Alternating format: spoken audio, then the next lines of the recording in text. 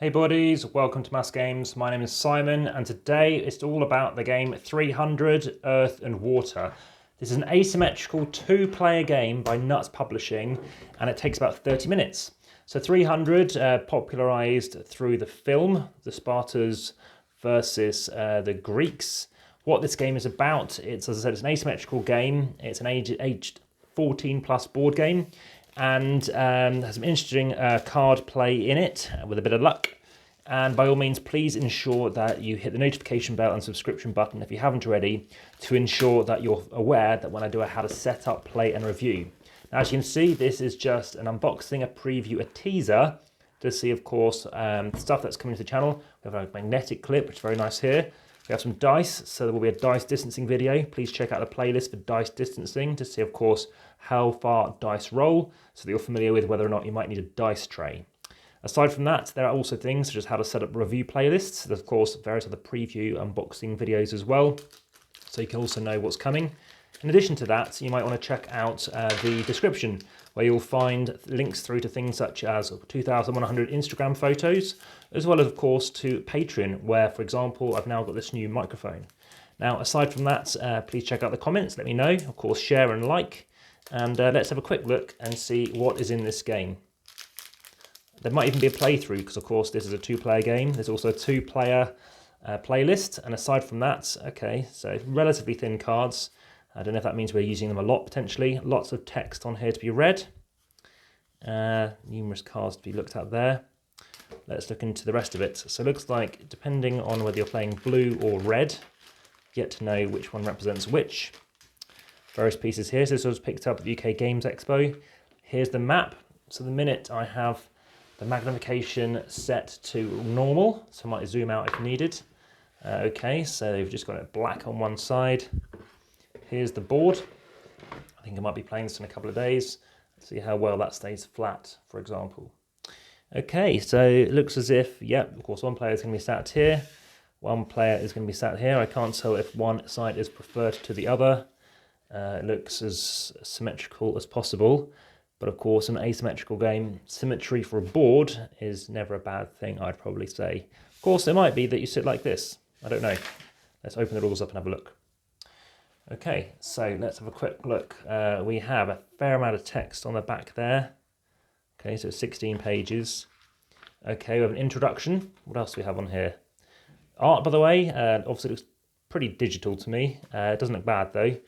Let's have a look. Introduction, 300 Earth and Water. The theme of this game is the Greco-Persian Wars, which lasted for 50 years, from the Ionian Revolt in 499 BCE to the Peace of Calais around 449 BCE. One player leads the Greek army assembled around Athens and Sparta, and the other leads the Persian army.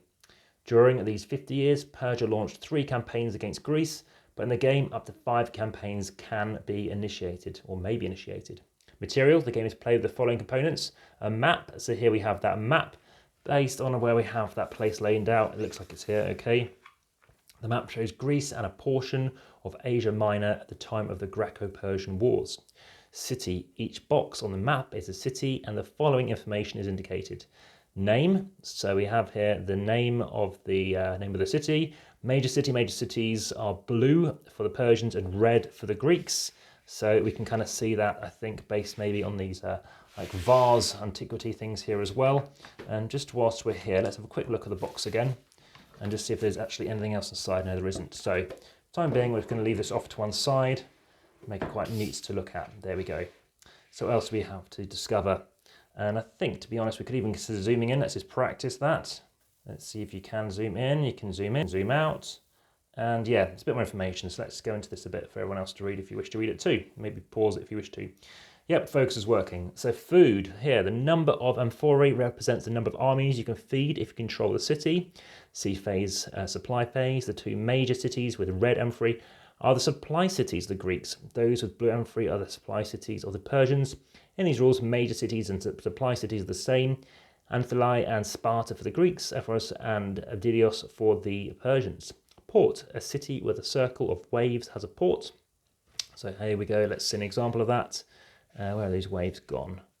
Let's see, can we see anything here with a wave? Oh, here. Okay, like that. Okay. Campaign track. Okay. So use a black cube to track the number of campaigns the Persians have launched. The game ends after the 5th campaign. Total score track at the end of each campaign. Record the difference in scores between the two sides by moving the black cube. I will tell you now, of the 40 to 50 odd asymmetrical games I've played, I will be doing a top 50. So you'll see how that looks. Of course, there's some debate as to what class is an asymmetrical game, but let's talk about that another time. So historical figures, these are images of people who can die or be banished during the game. If this happens, place an armor cube or fleet disc on the image to indicate the victim. Wooden player pieces. Well, we also have this information going on here. So after playing the Leonidas card, the Greek player places an army on the Leonidas image. He dies. Okay, he dies at Thermopylae. Okay, wow. Okay, the red disc, red wooden token represents the Greek forces. The blue represents the Persian. Okay, so now we can start sorting these things out a bit. So we've got small baggies, very tight small baggies. Navy, 1 disc represents 1 fleet. There are 5 Greek fleets and 6 Persian fleets. Markers. The 2 black cubes are markers for the tracks. One is placed in the campaign track, the other on the total score track. Pontoon bridge, the small wooden rod represents a pontoon bridge, helping build pontoon bridge across the Hellespont. Cards. So this does seem fairly historical. The deck consists of 16 cards. Each card is divided into 2 ports. Or 2 parts, sorry. The upper part displays the Greek event, the lower part displays the Persian event. I see, so different ways you probably play with the cards. 6-sided dice to resolve combat, so okay, fair enough. Players then choose sides and take the corresponding wooden player pieces, play the markers on the map by following the instructions below. Okay, so how do you set them out? Place 4 armies, 2 at Euphorus and 2 at Abzos. Place 1 fleet in the port of Euphorus. Keep the other wooden player pieces close to hand. You can place them on the map during the production phases 5, once play begins. Placing 3 armies, so this is now we're talking about the Greeks. Placing 3 armies, remember Greeks, as it says here, the winner plays are Greeks, red of Greece. Okay, so you'll place them out a certain way. This is where you're going to be starting them. And of course, I can't see any kind of setup image, so you've just got to go off this here. And keep the wooden playing piece close to hand. You may place them on the map during the production phases. Once 1 black mark on the first space, the campaign track, another black mark on the 0 space. So we're now sorting about where we're going to put that and dealing the cards. You're going to be shuffling the 16 cards and place them face down next to the map. This completes the set of the game. Please refer to page 4. Here we go, fantastic. Just also hoping to see. So that's how it's going to look. And it does look as if one person may well be here then. So you are placing this side against this side here. Control of cities. Okay, so the following rules describe the control of cities. If you can occupy a city with at least 1 army, you control that city. A city with no occupying army is not controlled. However, in the absence of an enemy army, each side controls its major cities without having to station an enemy in them. For example, if Athene controls no armies, Athene controls by the Greeks. You do not have to control a city by simply having a fleet in its ports. Okay, so I'm going to go through the preparation phase. I'm not sure if there's any player aid cards, like turn structure. It's a supply phase, a lot of text, lots of text. Explanation of the cards, a lot of stuff going on here. Each of the different cards can be numbered up. Okay, and then this talks a little bit about the history of what's going on here. So we have the author here. We have these various testers in play, and yeah, quite a few Japanese looking like names there.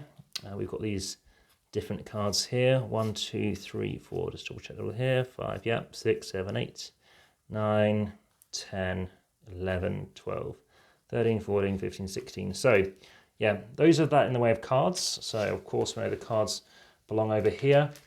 So if you have any questions about this, have you played it? Does it look of interest? You know, is this something that you'd be tempted to pick up? Of course, it's a purely 2-player game.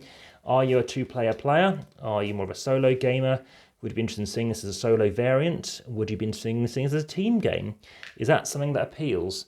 But this has been the game 300 and 300 Earth and Water. Nice classic kind of looking, of course, I guess, art going on here. But hopefully you found this of interest. And I look forward to bringing you my how to set up, play and review for, of course, this slim game with the magnetics to keep it together. 300 Earth and Water.